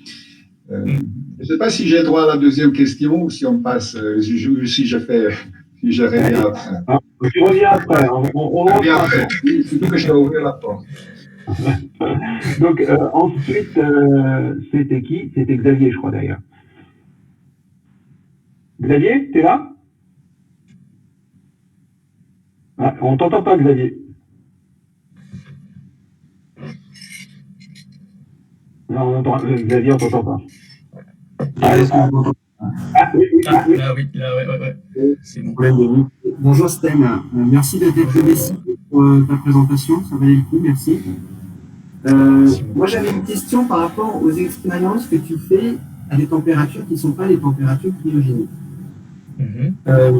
Pour moi, ce que j'avais toujours compris, c'était qu'en sonde atomique, si on avait besoin de refroidir l'échantillon, c'était pour contrôler l'évaporation et avoir des conditions, des probabilités d'évaporation qui sont très différentes entre le moment de l'impulsion et tout le temps que l'on a entre deux impulsions. Quand on augmente la température, du coup, la probabilité d'évaporation en fonction du champ, elle n'a plus du tout la même forme, c'est la trace. On n'a plus cette transition abrupte qui nous permet à basse température de parfaitement contrôler l'évaporation et de contrôler l'analyse. Et donc, ça recoupe un peu la question de Didier. Hein. C'est-à-dire que si je suis à température ambiante, ça va s'évaporer un peu n'importe comment dès que le champ va plus être nul. Comment on contrôle ça et quelle influence ça peut avoir et enfin, quelle est ton approche par rapport à ça? Eh bien, oui, c'est pour ça que j'ai quand même beaucoup d'espoir sur la photolyse, en fait. C'est pour compenser cela. C'est vraiment cette idée de la permissivité du champ électrique. J'avais fait des analyses, donc là, l'analyse de sonde indé que j'ai faite, que je vous ai montré dans cette présentation, c'était à température ambiante. J'avais réussi aussi à faire à 700 Kelvin, mais comme vous le pressentez bien, entre toi et Didier, c'est le bordel en gros. Hein. Franchement, faire de l'évaporation ionique à 700 Kelvin, je le conseille de le faire à des étudiants et comme ça ils comprendront pourquoi il faut travailler en température cryogénique. Mais c'est pour ça que ce que j'espère, c'est qu'on va pouvoir en fait utiliser le laser pour en fait former les ions. C'est-à-dire idéalement, finalement, ce que l'on veut faire, l'idée de la sonde atomique Operando, c'est d'étudier la surface. Tout ce que l'on veut faire, c'est en fait décrocher les adsorbats sous forme d'ions et les envoyer dans le détecteur. Et ce qui serait encore mieux, c'est en fait finalement, c'est de pas toucher au substrat. Et c'est vrai que faire des impulsions de champ électrique, ça pose énormément de problèmes techniques. Et notamment, ne serait-ce que la forme de l'impulsion, hein, parce que en plus de tout ce que vous avez dit, et ce qui est complètement juste, la forme de l'impulsion du champ électrique a une influence extraordinaire sur l'aspect finalement du spectre de masse. Et donc c'est pour ça ce que j'espère, et ça je base un petit peu mon espoir en fait sur les résultats qu'a eu Anne Ceramonti du NIST, où elle a utilisé donc un extrême UV, un laser extrême UV, et où en fait elle avait fait une présentation ici au PNNL et elle avait fait justement le rhodium et d'autres métaux, et elle s'est rendue compte qu'en fait elle n'arrivait pas à évaporer du tout le métal en fait avec certaines longueurs d'onde. Et mon espoir en fait c'est de se dire bah oui, en fait est-ce qu'on pourrait pas utiliser les longueurs d'onde différentes pour faire de la photolyse quoi. Par exemple avec le cas de l'oxygène, est-ce qu'il n'y aurait pas moyen d'utiliser les longueurs d'onde spécifiques du laser pour briser les liens entre le rhodium et l'oxygène, le fer et l'oxygène, pour évaporer que l'oxygène, et d'utiliser finalement le champ électrique entre donc la pointe et le détecteur juste pour en fait diriger, vraiment guider les ions vers le détecteur, quoi, et ne plus utiliser finalement le champ électrique comme manière d'obtenir le résultat. Donc c'est un petit peu ça, je pense que c'est comme ça que je ferais pour l'instant, et donc c'est pour ça que pour l'instant je reste à température ambiante. Hein. Je pense qu'à température ambiante, les effets à température restent encore manageables. Voilà, je le fais tous les jours, hein, la pointe ne se détruit pas à 300 Kelvin, etc. Donc c'est gérable, quoi. Mais c'est clair que le problème, c'est que beaucoup de réactions chimiques se déroulent au moins 200 degrés Celsius. Et donc ce serait vraiment chouette d'au moins atteindre 200 degrés Celsius, quoi. C'est un peu ça l'objectif. Mais bon. Et avec un champ continu entre les impulsions qui serait nul, c'est-à-dire travailler juste avec des impulsions de haute tension sans potentiel continu sur la pointe, c'est pas réaliste. Alors on perd tous les avantages que l'on voit sur cette diapo-là, mais... En fait, on le voit, on a essayé ça en Belgique, alors il y a deux défis qui se sont présentés. Après voilà, nous, en Belgique, on n'a pas un support d'ingénieur comme au GPM ou au PNNL, hein, donc ça a été un peu fait avec du scotch et des élastiques. Mais on a essayé de faire ça, et alors il y a deux défis à ça. Quand on n'a pas de... Alors, Didier va me rappeler, donc en français vous dites comment champ stationnaire, c'est en français champ continu. Champ continu, voilà. Donc, champ continu, champ impulsionnel. Voilà. Ouais, champ impulsion et champ continu. Donc le truc, c'est que si vous voyez dans la sonde atomique, surtout les modernes, en fait ils mettent le champ d'impulsion en pourcentage. Ouais, ils disent, et ça c'est très embêtant, très enquiquinant, ils disent voilà, on va faire 10% du champ continu.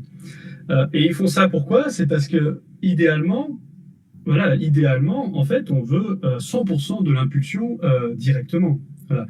Par exemple, si on évapore à 1000 volts et que, enfin, voilà, on évapore à 2000 volts et on n'a pas d'évaporation à 1000 volts, donc ça fait une impulsion de 1000 volts. Ce que l'on veut, c'est que voilà, entre deux impulsions, ce soit 1000 volts et qu'à l'impulsion soit 2000, voilà, qu'il n'y ait pas de entre deux. La réalité, c'est que forcément, l'impulsion, elle n'est pas carrée, elle est plutôt, voilà, elle ressemble à une belle courbe. Et alors forcément, plus le différentiel entre le champ continu et le champ d'impulsion est grand, et plus ça va ressembler à une courbe. Alors que si le différentiel est petit, ça va ressembler à un carré vraiment. Et le problème des champs comme ça avec des courbes, c'est qu'en fait, on va commencer à évaporer avant même qu'on est censé évaporer ou après que ça s'évapore. Donc en fait, ça va créer les empattements. Ça va créer justement les empattements donc, sur le spectre de masse. C'est pour ça que quand on passe en mode voltage au lieu de laser sur la sonde atomique moderne, voilà, en laser, on a des pics extrêmement fins et voilà, assez bien dessinés. Quand on fait exactement la même analyse avec le mode voltage, bon, ben là, on a beaucoup plus d'empattements et on perd de l'information, etc. Donc ça, c'est le premier défi. Le deuxième défi, c'est que forcément, alors surtout en Belgique, je sais que voilà, dans les sondes atomiques modernes, on fait les impulsions sur la contre-électrode. En Belgique, on fait les impulsions sur la pointe. Et alors, faire des impulsions de 0 à 3000 volts sur une pointe, ça crée beaucoup de contraintes mécaniques. Et en général, ça résulte à la destruction d'échantillons. Ouais. D'accord, merci. Merci, Stan. No problème. Je peux faire une petite remarque. On fait des générateurs d'impulsion au GPM, enfin dans notre équipe, qui font du 3000 volts et on n'observe pas les pointes qui se cassent et elles ont une forme beaucoup plus jolie que celle de Kameka. Et elles vont être très très utiles pour faire ce que tu veux faire. Mais c'est pour ça, enfin, tu vois, il y a très clairement, c'est un peu le problème des sondes atomiques, finalement, c'est que ça demande un support ingénieur et technique qui est conséquent, et c'est pour ça d'ailleurs qu'il n'y a pas 36 millions de groupes de sondes atomiques dans le monde. Je pense aussi que le GPM, la force, c'est que vous faites ça depuis 30-40 ans, si je suis... Faut demander à Didier depuis quand. Mais... La première communication orale sur une sonde, qui n'était évidemment pas une sonde tridimensionnelle, c'était, je crois, à Marseille en 1974. Voilà. En France. C'est la première sonde atomique unidimensionnelle française en 1974. À Marseille. C'était Jean-Marie Sarraud, c'était sa thèse d'état. Parce qu'il y avait deux thèses. Avant de laisser, il y avait Angela qui avait une question. Juste, il y a aussi, je voulais savoir, tu nous parlais de... T'as senti la différence entre la Belgique et PNNL, puisque au PNNL, tu fonctionnes aussi avec des générateurs d'impulsion de très haute fréquence, à 100 kHz ou 200 kHz. Donc ça doit aussi avoir une influence sur, par exemple, quand tu arrives à analyser la température ambiante du fer, mais c'est parce que aussi tu es à très haute fréquence. Non, complètement. Ça n'aurait pas été possible en Belgique. Non, pas du tout, pas du tout. Et aussi, c'est pour ça que j'ai un peu choisi mes batailles, tu vois. En Belgique, j'ai fait ça sur du rhodium. Le rhodium, il s'oxyde très mal, tu vois. Je veux dire, c'est tout l'intérêt du rhodium. Et c'est pour ça, en fait, ici au PNNL, ça a été très utile. C'est que j'ai pris des matériaux qui s'oxydent facilement, parce qu'encore une fois, il y avait ce défi. En Belgique, je pouvais mettre la pression que je voulais dans la machine. Je peux mettre de l'hydrogène, je peux mettre tout ce que je veux. Voilà, c'est un labo de chimie, quoi. Donc, le 10-12 millibars, on l'a jamais vu, très clairement. Ça, c'est clair. Au PNNL, il y avait ce double défi, c'est qu'il fallait pas d'hydrogène, il fallait pas aller au-delà de 10-8 millibars. Et il y avait ces hautes fréquences. Et c'est pour ça que j'ai choisi, la première expérience que j'ai faite, c'était sur l'uranium molybdène. Donc, c'est l'uranium qui est utilisé dans les réacteurs nucléaires. Parce que je savais que l'uranium allait catcher toutes les molécules d'oxygène dans l'environnement. En fait, c'est après coup. En fait, j'avais pensé comme ça. C'est seulement après coup, je me suis dit, mais tiens, en fait, le champ électrique, peut-être qu'il augmente finalement les chances en fait d'oxydation, quoi. Donc c'était Donc c'est pour ça, voilà, j'ai utilisé le cobalt pour les mêmes raisons, j'ai utilisé l'aluminium et le fer aussi pour les mêmes raisons, parce que le fer pur aussi, il capture très bien les oxygènes. J'ai essayé avec le platine et le rhodium à 300 Kelvin, évidemment, et avec des hautes fréquences comme ça, évidemment, il n'y a rien qui s'est passé, quoi. Il faudrait vraiment que j'aille à très haute température, ou sinon, oui, que je traficote le générateur d'impulsion, ce que Kameka n'aime pas beaucoup, forcément. Bon. On peut passer à la question d'Angela. Angela? Oui, vous m'entendez? Oui. Oui. Tout d'abord, merci Stan pour cette présentation, vraiment très très bien, très claire. Merci beaucoup. Donc, par contre, j'ai une question sur la dernière partie, donc cette idée d'utiliser le laser, de changer sa longueur d'onde. Donc, si j'ai bien compris, tous les résultats que tu nous as montrés, tu les as obtenus avec des impulsions électriques. Oui. Donc, pour l'instant, tu n'as pas encore travaillé avec des impulsions laser. Non. En fait, j'avais essayé de penser, parce que forcément, dans la sonde atomique que l'on a, si je me trompe pas, on n'a qu'une seule longueur d'onde disponible. Il faudrait que je cherche sinon un système qui est sensible en fait à cette longueur d'onde, quoi. Voilà, et c'était exactement ça ma question. C'est-à-dire, tu parles d'accorder en longueur d'onde, mais quel est le calcul que tu vas faire pour savoir quelle va être la longueur d'onde à choisir? C'est-à-dire, comment tu vas étudier ton système, parce que ça sera quand même un système qui est sous champ électrique intense. Oui, en fait, ma première approche, c'est toujours un peu en état de réflexion, cette idée. Ma première approche, ce serait en fait de prendre des molécules avec des LUMO anti-liantes, qui, avec une différence, l'idée ce serait en fait que le laser excite un électron suffisamment pour faire passer l'électron d'un HOMO à LUMO, et que la LUMO correspondante est anti-liante, c'est-à-dire qu'elle augmente donc la chance de fracture de la liaison chimique, quoi. Donc il faudrait en fait trouver une molécule où la différence d'énergie correspond à la longueur d'onde du laser, en gros, quoi. Mais alors là, partir donc de la longueur d'onde et de chercher le laser correspondant, c'est vraiment, je pense que c'est un peu chercher une aiguille dans une botte de foin. Et après, moi, comme je ne suis pas spécialiste des lasers, c'est pour ça que je me suis demandé, est-ce que ça n'existerait pas une technique qui permettrait de faire un petit peu un balayage des fréquences et d'essayer, par exemple, on peut prendre des molécules, avoir leur spectre infrarouge pour voir un petit peu les longueurs d'onde qui pourraient frapper, et finalement faire un balayage laser sur cette gamme de longueurs d'onde, et regarder un petit peu la différence des résultats entre le voltage et les différentes fréquences laser. Donc, en fait, c'est une approche comme ça. En fait, ce que je voulais dire, c'est qu'il y a eu des calculs de Jürgen Klöser qui montrent que cette distance au monument est fortement dépendante de la présence de ton champ électrique. Et donc, si tu travailles à fort champ électrique, tu peux rapprocher au monument, tu peux baisser fortement cette différence énergétique, ce qui veut dire que tu peux passer d'une longueur d'onde qui normalement est dans l'infrarouge, ou même dans visible, ultraviolet, à des longueurs d'onde qui sont dans des domaines énergétiques beaucoup plus faibles. Ils montrent que c'est plutôt vers le terahertz qu'il faudrait aller. Donc, est-ce que toi, tu as plus réfléchi sur ça ou pas encore? Je n'avais pas du tout. Là, maintenant tu le dis, ça me paraît, en fait, c'est logique. C'est vrai que, c'est... Donc, mais du coup, parce que terahertz, il faudrait... Très faible d'énergie, parce que tes niveaux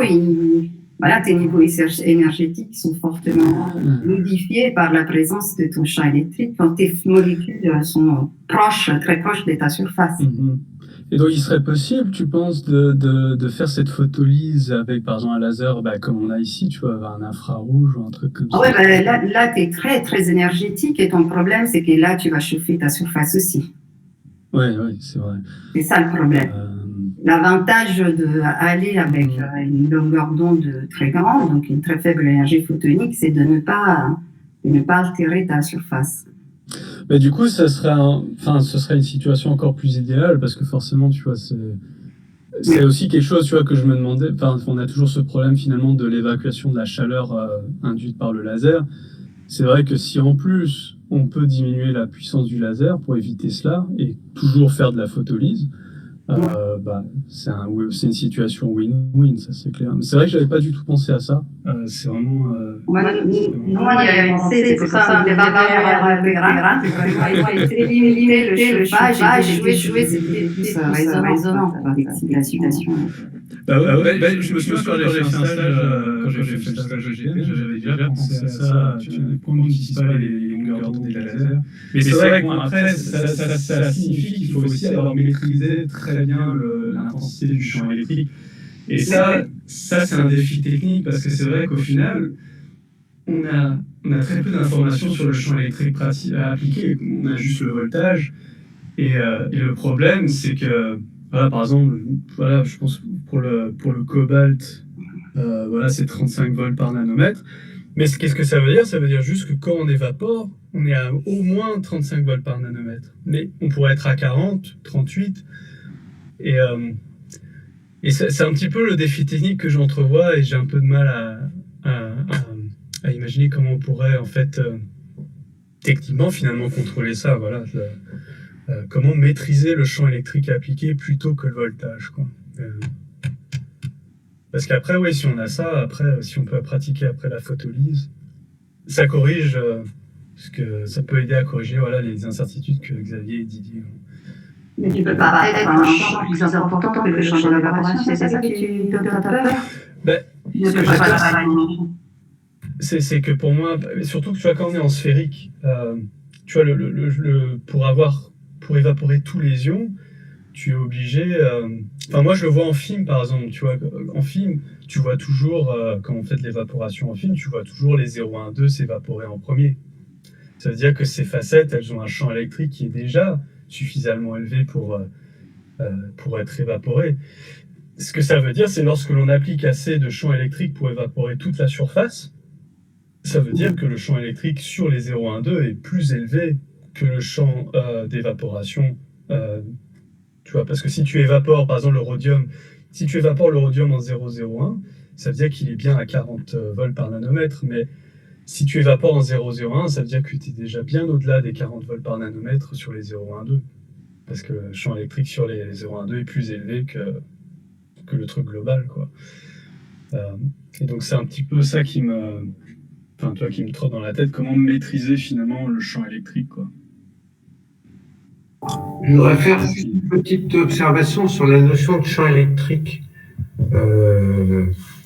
Il est vrai qu'au niveau mésoscopique, il y a des différences de champ électrique, par exemple, entre le 1,00, le 1,11, le 1,0, etc., le 0,12, mésoscopiquement, c'est-à-dire à une échelle proche du diamètre des pôles. Mais il y a d'autres différences. C'est le champ électrique local au niveau atomique. Évidemment, ça se voit en microscopie ionique. Il est bien clair que sur les bords de terrasse, le champ électrique est plus important. Donc, il y a 3 niveaux de champ électrique. Il y a le champ électrique quasi macroscopique, c'est celui que l'on ressent globalement à la pointe quand on écrit que E égale V sur bêta R. Et après, il y a celui qui est ressenti lorsqu'on s'approche à l'échelle du nanomètre près de la pointe.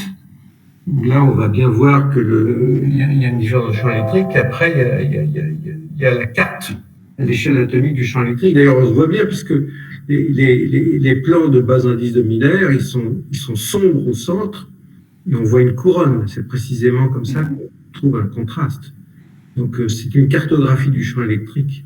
Alors, je ne sais pas pour la chimie sous champ électrique si ça a une importance, cette modulation du champ électrique à une telle échelle, c'est-à-dire à l'échelle atomique.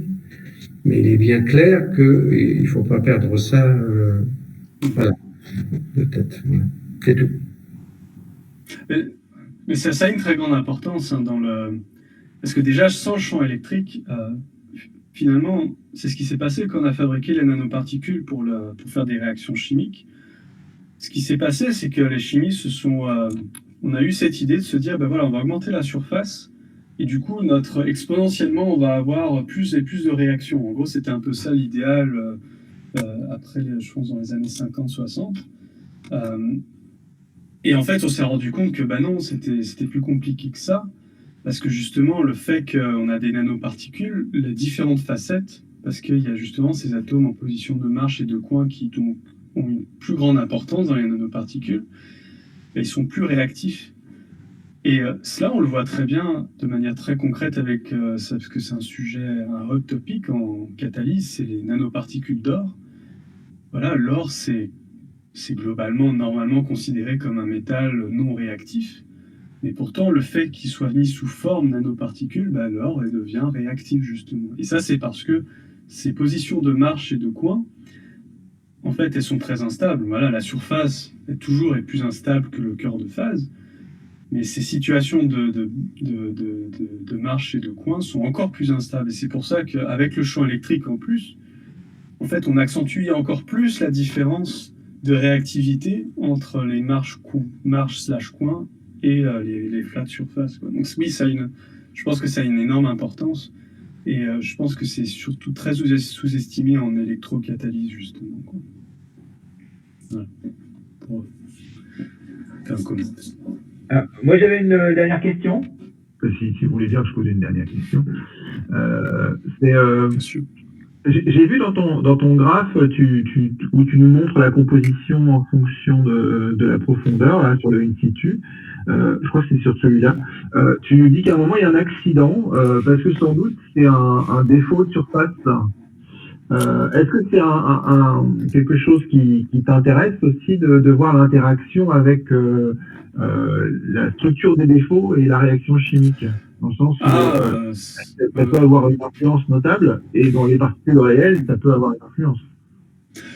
Alors, oui, très clairement oui. Enfin, les défauts sont, encore une fois, dans la même idée. Pourquoi une surface elle est réactive en catalyse ou en corrosion? C'est finalement le métal veut se stabiliser, en gros. Voilà, c'est un peu ça l'idée. Les atomes métalliques de surface ont trop d'électrons à partager ou à recevoir, etc. Donc ils doivent se stabiliser. Et c'est encore plus le cas dans les défauts. C'est pour ça qu'on dit les défauts, en fait, c'est ce qu'il y a de plus réactif dans la catalyse. Après, ça dépend en fait dans quel domaine. Je dirais que dans la plupart des cas en catalyse, c'est le cas, il faut étudier l'influence des défauts. Donc en effet, ça m'intéresse. Après, par exemple, si je prends le cas de l'or, ça va être moins intéressant parce que forcément, dans l'or, la taille des nanoparticules est vraiment petite. Et en fait, elle est tellement petite qu'il n'y a pas vraiment de défaut. Enfin, tu vois ce que je veux dire, c'est quand à la fin, ta nanoparticule, elle fait genre une trentaine d'atomes, est-ce que tu peux vraiment parler d'un défaut ou pas? Enfin, tu vois. Donc, ça dépend du domaine. Mais en effet, dans la plupart, comme une nanoparticule en catalyse, c'est en général entre 10 et 50 nanomètres de diamètre. C'est assez pour avoir des défauts. Donc, en effet, c'est hyper important. Ouais. Parce que ça fixe aussi, si tu vois que certains défauts sont ultra importants pour des mécanismes de craquage, d'oxydation ou de catalyse, c'est une piste pour les gens qui veulent fabriquer des nanoparticules en disant il faut que j'arrive à en mettre plein.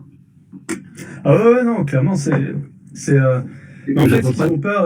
qu'ils ont peur, c'est la manque de maîtrise. C'est vrai que j'ai oublié un peu de mettre ça dans la partie contexte. La recherche de catalyse, elle est extrêmement elle est difficile, quoi, parce qu'en gros, tu as beaucoup de paramètres à gérer en catalyse hétérogène. Et en fait, on arrive au point où en fait, ils ont développé des robots qui synthétisent automatiquement et qui changent automatiquement un par un les paramètres. Parce que donc, tu as la taille de la nanoparticule qui compte, tu as la forme, tu as le support, tu as la composition, tu as les pressions partielles des réactifs. Enfin, c'est un système à 12 inconnus, en gros, et en gros, tu as des robots qui font automatiquement varier la température de 1 degré à chaque fois, quoi. Et tous les ans, ils se disent, tiens, on a développé un catalyseur qui est plus puissant de 1%, 2%. Et donc, ces histoires avec les défauts, c'est un paramètre supplémentaire. Et bon, ben, tu vois, comme ils font des mesures macroscopiques, ils se rendent pas compte, tu vois, si ça a une influence ou pas, mais très clairement, oui. Et en effet, c'est toute la philosophie du truc, quoi. C'est toute la philosophie de la sonde Atomy. C'est au lieu de tout faire par hasard, c'est d'essayer de développer une vraie technique qui permettrait de comprendre vraiment ces interactions au nano, et d'après pouvoir vraiment faire le lien avec le macroscopique. Et c'est là où le champ électrique est extrêmement prometteur. C'est que si en effet on arrive à faire parce que ça c'est toujours la critique que l'on a ensuite. Tu vois, si tu vas voir un ingénieur dans une industrie chimique, il dit ah ben j'ai trouvé ça. Il va dire ouais mais bon toi t'es à 10-8 millibars et t'es à température ambiante. Moi je dois gérer 5 atmosphères à 600 degrés Celsius, tu vois. Mais si on arrive à tout, voilà, mais si on arrive en fait finalement à trouver ce lien entre champ électrique et se dire mais en fait j'arrive à avoir des gigapascals grâce au champ électrique même en travaillant dans une chambre UHV, tu vois là tu peux vraiment faire le lien entre ta science des surfaces et ton industrie, et là c'est là où vraiment tu peux toucher un peu le jackpot finalement, parce que tu peux faire tous les modèles que tu veux, à la fin tu auras toujours l'industriel ou l'ingénieur qui va dire ouais mais c'est différent, quoi. Donc, ouais. Tout à fait. Je pense que c'est vraiment l'approche qui est intéressante, oui, tout à fait. Bon. Est-ce qu'il y a quelqu'un qui a encore une question? Je crois qu'il se fait tard, là. Pour vous, ouais, moi je démarre ma journée. Oh, nous, non. Ma deuxième question a été posée par Angela, donc... Voilà. Ah, bah, J'en aurais encore 3-4, mais bon, je pense que la discussion ne doit pas non plus être trop longue. Oui. Bah après, ça me dérange pas, même vous pouvez m'appeler en privé, parce que ça, bon, après, en général, je travaille de nuit, surtout par exemple, là, ce soir, je vais travailler de nuit, parce que surtout quand je fais de l'opérando, hein, donc il ne faut pas hésiter à m'envoyer un mail, et si je suis libre, on peut toujours faire des meetings comme ça, parce que en tout cas, c'était très intéressant pour moi, comme d'habitude, quand on parle avec le GPM, donc ça m'a fait beaucoup de plaisir. Mais donc, ouais, pas hésiter, n'hésitez pas à m'envoyer des questions par mail, ou voilà, vous pouvez m'appeler, il n'y a pas de souci, quoi. Ça... Bien. Non, je pense que là, il y a un peu déjà il y a une discussion qui est lancée. J'aimerais bien qu'elle continue un peu. Ah, moi aussi, hein, ça... Pas un peu, qu'elle continue. Ouais. Donc, je pense qu'on peut clore le séminaire là, je pense, sauf quelqu'un. Juste une petite question. Donc, c'est une question que je comprenne bien, parce que je ne suis pas forcément toute. Donc là, il passe au concours CNRS, c'est ça, hein? Tout à fait. Ah, sur ce projet-là. Sur la sonde opérando. Ouais, sonde opérando. C'est ça. Oui, donc c'est une répétition parce que ça permet effectivement de faire face, oui, aussi. C'était pas prévu que ce soit une répétition. Oui, mais ça l'est de fait. Parce que, en fait, non, mais tu m'as pas compris, François. Ce que je veux dire, c'est que ça permet effectivement qu'il ne soit pas déstabilisé par des questions. Il y a au moins ce qu'on a posé qui, voilà. Et de toute façon, il n'y aura peut-être pas de spécialiste de sonde dans le comité qui se hasardera à poser des questions aussi détaillées que celles que nous avons, voilà, faites. Par contre, sur la structure électronique, sur les problèmes de structure électronique, il faut s'attendre à des questions. Hein. Ouais.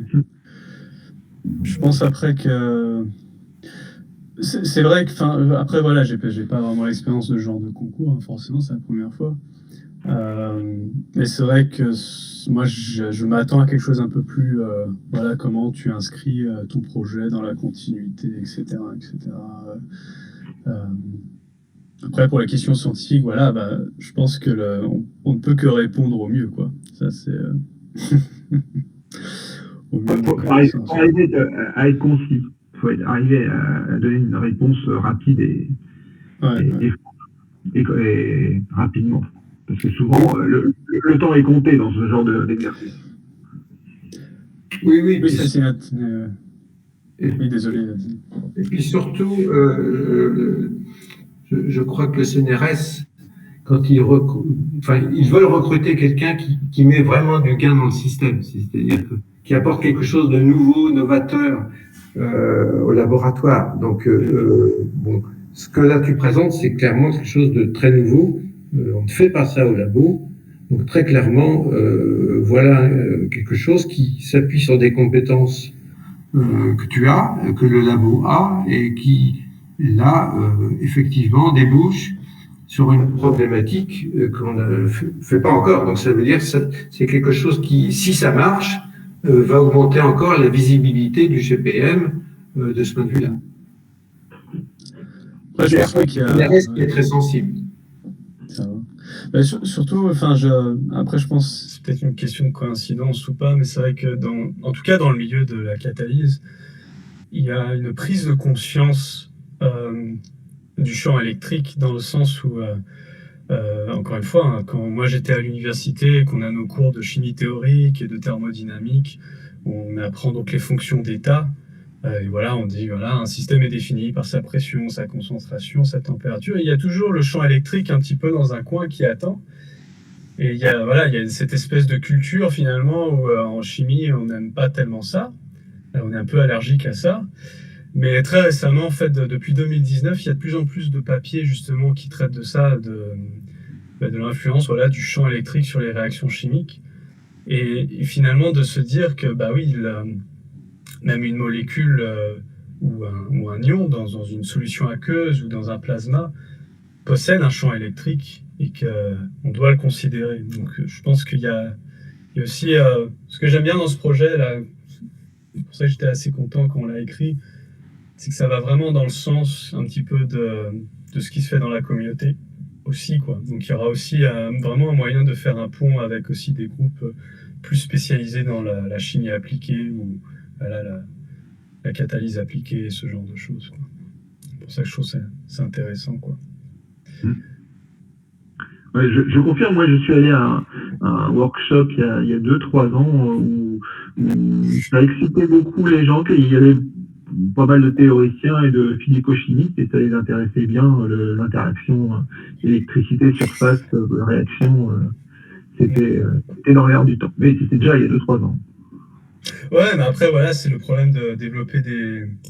En fait, je pense que ce qui s'est passé, tu sais, c'est qu'au final, tu vois, que ce soit en sonde atomique ou en TEM, en SEM, etc., comme on travaillait systématiquement sous ultra au vide, et moi le premier, hein, pendant ma thèse, je savais qu'il y avait et je pense que j'ai répondu pendant la compétition de Erwin Müller, quelqu'un m'avait posé la question de l'influence du champ électrique, et je sais bien que c'est là, mais j'ai pas les outils pour vraiment l'étudier, et je dis au pire, c'est l'électrocatalyse, quoi.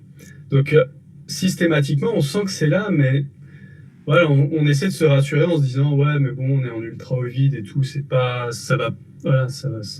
censé influencer tant que ça.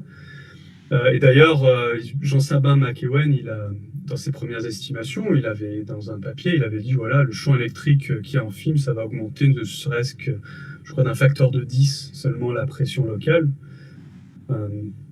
Mais après, voilà, les expériences qu'on a fait en opérando, je les ai montrées aussi à Jean Sabin. Et il a trouvé ça étrange, en effet, qu'on est capable finalement d'observer une oxydation à 10-9, ce qui est toujours théoriquement du UHV, quoi.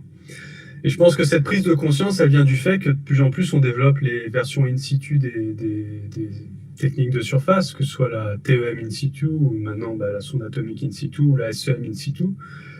Maintenant qu'on travaille avec des plus hautes pressions, là les gens se disent, ah ouais, maintenant on peut plus vraiment éviter le problème, quoi.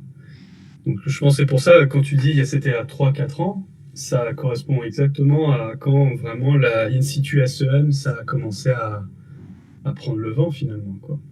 Donc, ça a une certaine logique, quoi. Très bien.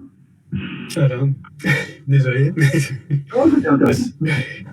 c'est très intéressant pour moi en tout cas, et ça m'a fait plaisir en plus de parler français. C'est assez rare. C'est plaisir de parler français. C'est marrant parce que tu fais des. On parle d'anglicisme, mais là, tu fais des anglicismes qui sont assez curieux, en fait. Mais je sais pas, peut-être aussi la culture belge. Alors, en France, Belgique. Moi, je suis français, mais j'ai fait toute mon éducation en Belgique. Donc, par exemple, oui, mais je sais, et je sais pas. Mais en France, on dit pas TEM, par exemple, on dit TEM. On dit pas SEM, on dit SEM. Voilà. Il y a charbon. Et on dit pas HV, parce que là, je pense qu'il y a que. C'est un truc anglais, quoi. Ouais, mais ça, c'est ça. Un truc qui m'a. Quand je suis rentré en Belgique après mon stage à Rouen, c'est quand on a dit les galettes. Je peux vous dire que Thierry et Cédric se sont bien foutus de notre. Des galettes. C'est vrai que.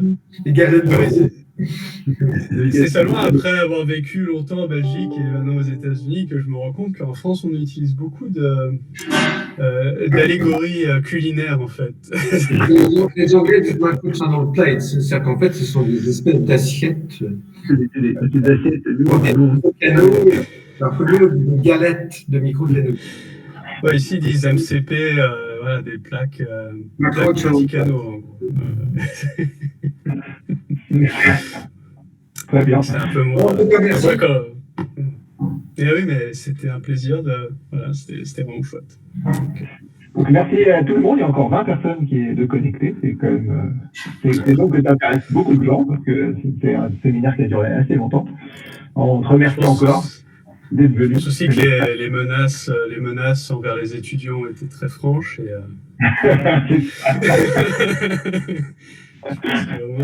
Les choses étaient claires. Quoi. Donc, merci aux étudiants. Ah oui, il y a des gens qui vont rentrer avec le couvre-feu. Oui. Allez.